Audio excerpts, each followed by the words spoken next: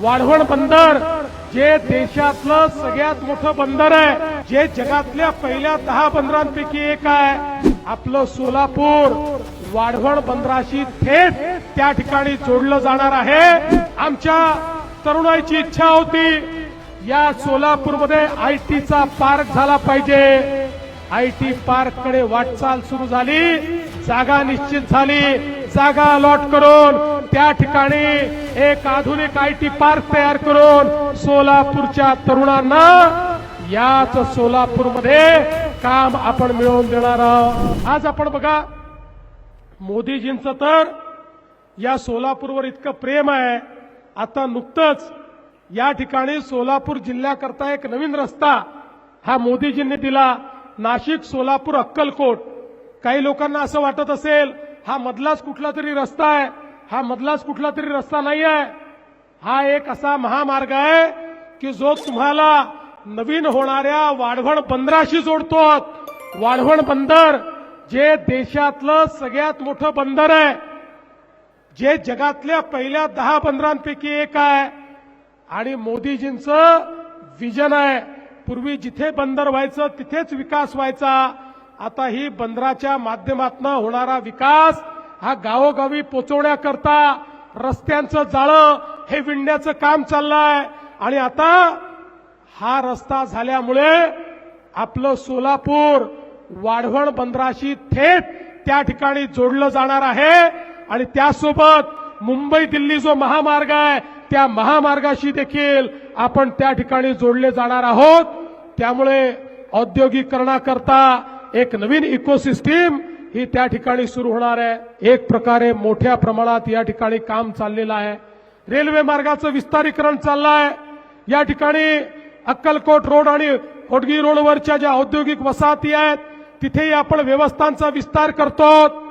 Solapur smart सिटीच्या माध्यमातून 883 कोटी रुपयाचे प्रस्ताव आपण केले आहेत.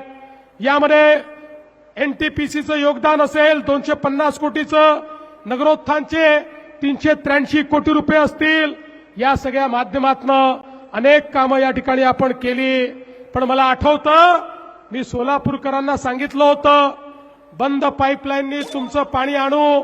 त्यावेळेस मान्यता दिली, काम सुरू केलं. मध्यंतरीच्या काळामध्ये उद्धवजींचं सरकार आलं, नेहमीप्रमाणे त्यांनी त्या ठिकाणी स्थगिती दिली, कामाचा सत्यानाश केला. पुन्हा तुमच्या आशीर्वादाने सरकार आलं, अत्यंत वेगानं आपण त्या पाईपलाईनचं काम पूर्ण केलं. आणि आता दुसऱ्या टप्प्यामध्ये आम्ही पाईपलाईनचं काम करून थांबलो नाही. 850 कोटी रुपये पुन्हा सोलापूरला मी दिले, त्याचंही टेंडर काढलं.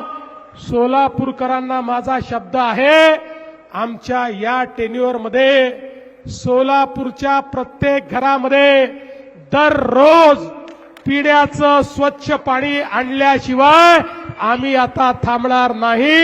एकही घर सोलापूरचं सुटणार नाही. प्रत्येक घरामध्ये पिण्याचं पाणी आम्ही त्या ठिकाणी आणू.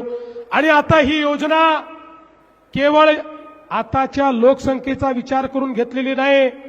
2057 साली या शहराची जी लोकसंख्या असेल त्या लोकसंख्येला पुरेल इतकं पाणी या योजनेच्या माध्यमातून आजच आपण या ठिकाणी आणतो आहोत. म्हणजे पुढच्या काळात कधीच सोलापूरला प्रश्न येणार नाही. मलनिस्सारणाचा प्रकल्प या ठिकाणी आपण दिला, 442 कोटी रुपये त्याकरता दिले. विद्यमान मलनिस्सारण व्यवस्थेत सुधारणा आपण करतो, 187 कोटी रुपये त्याला दिले. शिवछत्रपती महाराजांचा चौक, Rupa Bhavani chowk, Indiranagar, Shandar chowk, Molali chowk, camp, Sangameshwar college, railway station, Mahatma Gandhi Prani Sangrahalaya, लिमयवाडी, Ramwadi, Vijapur road, आसरा, या सगळ्या भागामध्ये मोठ्या प्रमाणात हा विस्तार आपण सुरू केलेला आहे. आणि सोबतच स्ट्रॉम वॉटर ड्रेन करता 99 कोटी रुपये आपण दिले. सोलापूर शहरामध्ये अंतर्गत रस्ते करण्याकरता 227 कोटी रुपये आपण दिले. आणि त्यासोबत माननीय प्रधानमंत्र्यांनी आपल्या सोलापूरला 100 ई बसेस देखील दिलेल्या आहेत. आणि त्याच्या चार्जिंग स्टेशनचं काम एका महिन्यामध्ये आपण या ठिकाणी पूर्ण करतो. आता या ठिकाणी इंदिरा गांधी स्टेडियमचं आधुनिकीकरण झालंय. मोठ्या प्रमाणात जुन्या चाळी ज्या आहेत या चाळींच्या पुनर्विकासाच्या संदर्भात आपल्याला कल्पना आहे. उद्धवजींच्या काळात काही चुकीचे निर्णय झाले, ते निर्णय देखील आम्ही या ठिकाणी बदलणार आहोत आणि त्यांच्याही विकासाला मोठ्या प्रमाणात चालना देण्याचं काम आम्ही करणार आहोत. आणि सगळ्यात महत्वाचं, आमच्या तरुणाईची इच्छा होती या सोलापूरमध्ये आयटीचा पार्क झाला पाहिजे. आयटी पार्ककडे वाटचाल सुरू झाली, जागा निश्चित झाली, जागा अलॉट करून त्या ठिकाणी एक आधुनिक आयटी पार्क तयार करून सोलापूरच्या तरुणांना याच सोलापूरमध्ये काम आपण मिळवून देणार आहोत. बंधू भगिनींनो, आपल्याला सोलापूरचं चित्र बदलायचं आहे.